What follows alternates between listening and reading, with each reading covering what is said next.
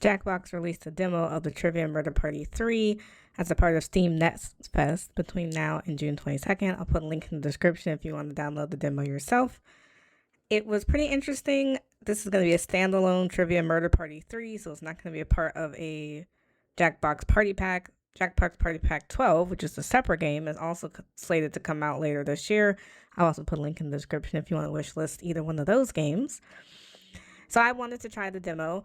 I will say that you do need friends to play the demo. You can join a room or you can create a room, but you do need a room code to share with someone else. So this does not have the online matchmaking yet.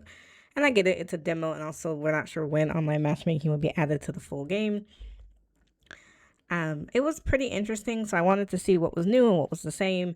So what was new was this mechanism called plot twist. So instead of traditional trivia questions where you are trying to figure out, between one of four options, plot twist asks you to vote what you think your fellow players will vote for, and you want to be in the majority. So one of the questions, for example, was, do you think you'll survive a horror movie? And it's either yes or no, but you want to be in the majority group. For those who are not in the majority, you end up going to the killing floor. Another question was, would you rather pull off an elaborate heist or an unforgettable party? So you kind of need to know the people you're playing with. If you're playing with randoms, it's going to be a little bit harder to know what the majority is thinking. But, you do the best you can.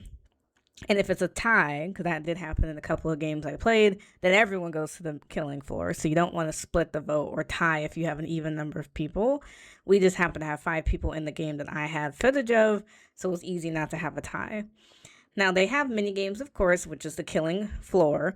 So some new mini games were chainsaw. So this one, there's a random killer. You're in a square box of 4 tiles, and you're trying to avoid being killed by the chainsaw. I thought that was cool. The theme of this new Trivia Murder Party is like a summer camp, and it's called Camp Mass Acres, like massacres. So that's different than the other 2 Trivia Murder Parties where the theme was a hotel. So they tried to make it inclusive of a summer camp with some of that verbiage. And I like that there's new lore. For those of you who keep up with the lore in Trivia Murder Party with Redacted. But I won't get into that. That's a whole separate thing. So I wanted to show some of these mini games because I thought that there's a good mix of new ones that I saw and old ones that have already existed. Another new one was pouring. So you have a cup containing a certain amount of blood. You need to roughly eyeball how much is already in there and then choose how much on your device, using your phone or whatever, to fill the difference. I honestly had a hard time with the pouring minigame. The only reason why is because the room is like dimly lit. And so it's kind of hard to tell how much blood is already in the container versus how much more I would need to like fill it up. So I could not tell. So I ended up trying to go too low, because if you go over 100%, you die. So it's like, well, that's not the goal. So I don't know if there's a way to tweak the lighting. Could not find that in settings, but anything is possible. Another new game that I thought was interesting was counting. So there's little eyeballs that will drop out of the sky, and these eyeballs drop into various containers like champagne flutes, bowls, jars, and you're trying to count the number of eyeballs that actually land in the container. I could never count the right number. I was absolutely terrible at this game, but that's okay. And then, of course, they brought back some classics, things like chalices, where the safe players poison different cups, and you have to pick the cup that's not poisoned to try to survive. And they brought back the math game. So I thought that was cool. Some classics and something new.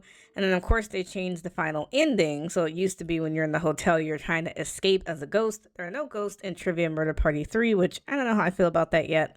I guess it makes sense because this is now a haunted summer camp, not a hotel. So that kind of makes sense that you're being chased by like a Jason or Freddy character. But it's still the same concept. Ghosts or people who are not in first place have to choose between 3 options for different topics like Axe body sprays. And the person who is in first place only has the first 2 options, and you're trying to get in the back of that wagon and escape. So it's still the same concept. I liked the demo. I think I played maybe 6 or 7 different games, and I got new questions the majority of the time. The questions were actually kind of challenging, too. These were new questions, not only new within this demo, but new, different from Trivia Murder Party 1 and 2, if you played either one of those. I would recommend testing out the demo for yourself. Just make sure, like I said, you have friends or people to join so that you actually can play. There is no online matchmaker at this point. But let me know in the comments below what you think so far.